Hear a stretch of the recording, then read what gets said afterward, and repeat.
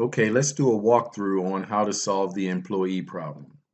We're going to write a segment of code that will read employee's ID, name, and salary from a file until the end of file is reached. The code will find the average salary and the person with the highest salary. So the output will be the ID of the person with the highest salary, the name of the person with the highest salary, and of course the highest salary itself.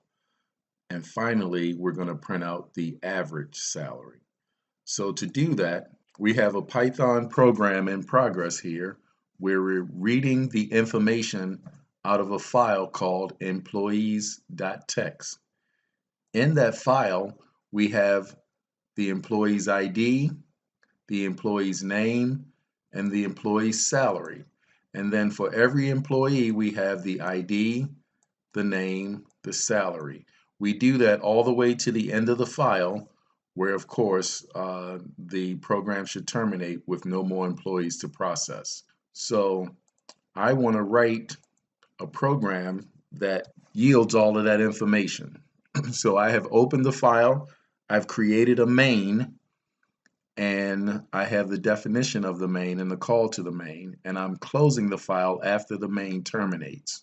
All of this stuff here will be common for every program we use with file input. The name in file is just an arbitrary name that I've chosen, but that can be anything connected to the file once you give the open command. So the first thing I'm going to do is create that framework that we talked about, and that is I'm going to put line is equal to in file dot read line, and this is a statement to read one line out of the file. Again, the variable here line is just called line by the author because you're reading one line of data out of the file. This is the statement that actually reads the line. The content of the data is then stored in this variable called line, which by the way will be a string variable ultimately. So the next thing I'm going to do is put while line not equal to, and this is two consecutive quotes right next to each other with no space in between. When line reaches the end of the file, it will return an empty string that looks like this. So we're saying while the line does not have that empty string, continue to process the data. So I'm going to put a colon there, and then of course at the end of my process I'm going to read another line in. So I'm going to make sure that's tabbed over properly, and it is. So now all the stuff that I do in between here will be the processing of that data in the file, and then I'll get the next line and loop back around to see if we're at the end of file. This is the framework of any looping program that's reading data from a file. The next thing we said was we're going to have the input directly when we get into the while loop. So the first thing I'm reading is the employee ID. So I'm going to call that emp ID, and I'm going to set that equal to int line, and I'll tell you why I'm going to do that in a little bit. But what that's going to do is if the line gets an ID, if the line variable gets an ID, we know we have an employee. We're going to move that ID into the variable employee ID. Now for the next thing, I want to get the employee name. I know I have an ID, so I'm going to read that name directly from the file into the variable employee name. So I'm going to say in file dot read line, and that would be acceptable right there because name is a string and read line returns a string. But we know that that string will come with a character at the end that's called the end of line character that will mess up the way our output is displayed.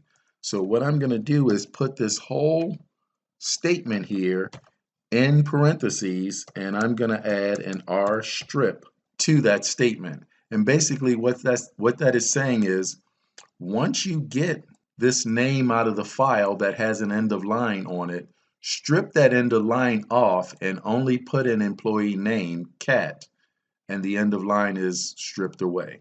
This is the reason why I am just creating an integer for the employee ID, because if I didn't and I left it as a string, I would have to strip that end of line off there also. But we're going to see what this int function does to that end of line as we run the program. So the next thing I'm going to put here is emp salary. And of course, for emp salary, employee salary, I'm going to read that directly in from the file also, but that's an integer, so I'm going to enclose this thing in an integer function to convert it to an integer from that file. So I've read in all my input right there, and now let me look back at what it's asking me for. Well, the first thing it's asking me for is the average salary of all the employees. So I know if I want to do an average salary, outside the loop, I should have a counter set equal to 0 and an accumulator set equal to 0. And of course, these both must be tabbed over, okay? And then if I'm gonna count and accumulate those things, after I get my input, I'm gonna right here say count plus equals 1. We know what that means. That's an abbreviation. And I'm gonna say sum plus equals salary. So now I am counting and accumulating that salary, knowing that afterwards I'm going to get the average. The next thing it says to do is find the person with the highest salary. And I'm printing their ID, their name, and their salary. So I need to have some winners up here. I don't always have to call them winners, so I can call it high ID, and I'm just going to set that equal to 0. I really don't have to set it. High name, and I'm going to set that equal to the empty string. The one that I have to set, though, is high salary. The rule is if I'm looking for something really high, I want to set my value to something really low. So the first salary that comes in should beat -500 for a salary. Now that I have that initialized up here outside the loop, I want to fall back on my algorithm to find the highest or lowest of something. So I'm going to say if the challenger, which is salary, is greater than high salary, then I'm going to set the wheels in motion. And what am I going to do? I don't like to type, so I'm going to take all three of these statements, put them here, tab them over nice and neatly. And what do I want to do? I want to take the emp ID, I want to take the emp name, and by the way, this should be called emp salary, so you know me, copy paste. I'm going to take the emp name, employee name, and employee salary, and now I've effectively saved whomever had the highest salary. I've now saved their ID, their name, and their salary. Once I do that, I loop back around and I get the next person's ID. That will go into line, loop back around. Line is not the end of file. That line is put in employee ID, so that John's employee ID will go into employee ID, and then I'll get John's name and salary and go through the whole process all over again. Once I'm done with all of that and I get outside the loop, well, the first thing I want to do is calculate the employee's average. So I do that outside the loop. And of course, the average is equal to sum divided by count. Now, I can get more specific and call that employee sum and employee count, but I really only have that one sum and one count. So I could just call this sum and count and just call this average. Let's do that. If I had multiple types of employees, maybe interns, managers, then I would have manager count, intern count, manager sum, intern sum, and so on. So now I have everything calculated. I'm now ready to do my output. So I'm going to say print. You know what I'm going to say. Don't like to type. So I'm copying this out of here.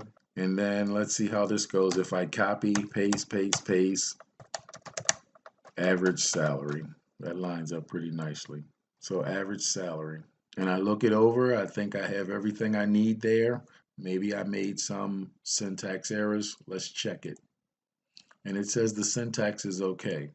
So I'm going to run this program first without the debugger so you can see what it shows. So I didn't like the way the output lined up, so I added a little formatting to make the output look nice and neat. So I've justified things. Notice for the string, I can justify it using a notation like this. Right, justify the string within 10 spaces. That gives it a nice, neat line right here, lining up nice and neatly. So that is the program. So let's talk about this input from a file. What we're going to do is run this file with the debugger now. So with the debugger, I click on this button here and it starts debugging. And when I get to this statement right here, I hover over here. There is nothing in line. I go to the next statement, and now in line, you see that there's the 1234 \n as a string. So that right now is a string, and we need it to be a string because we want to compare that to the empty string to see if we're at the end of file. So we don't want that to be an integer just yet. When we go to the next statement, we then have this function here that will take that line, convert it to an integer, and then store it in our employee. So I'm going to go to the next line, and now when I look at employee, I see that employee is an integer 123. Now, because we have only numerical IDs, this will suffice. If we had an ID that contained letters and numbers, then we would have to leave it as a string and use the rstrip to strip off that end of line. So I go to the next statement. Okay, I see now that I took that name directly from the file, and now instead of it saying cat \n, it just simply says cat because I've stripped that off. So I'll go to the next statement, and now I have my employee salary. And of course, you know what the rest of this code is doing, so let's skip over all of that. Of course, for the first time, the high salary should lose out to the new person. So we're saving their name and all of that information. We save the high salary, we save the high ID, and we save cat as the high name. Now, I'm down to the next line now. Once I run that statement, notice line is now the next ID in the file. So we're still not at the end of file, so we'll go through and run. Also notice that it again says the ID /n, which means that end of line is still on there. So when I go to the next statement, by using the int function, I strip that end of line off, and now the ID is now an integer 6958. And I continue to run through all of these.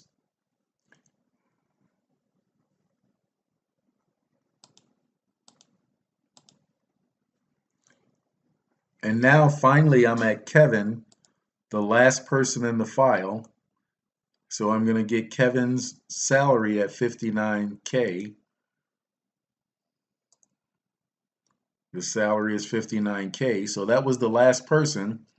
So now I'm going to go through the process of accounting and accumulating Kevin. Kevin is not going to be the highest salary, so we skip that. And now I'm at the point where I'm ready to read the next line.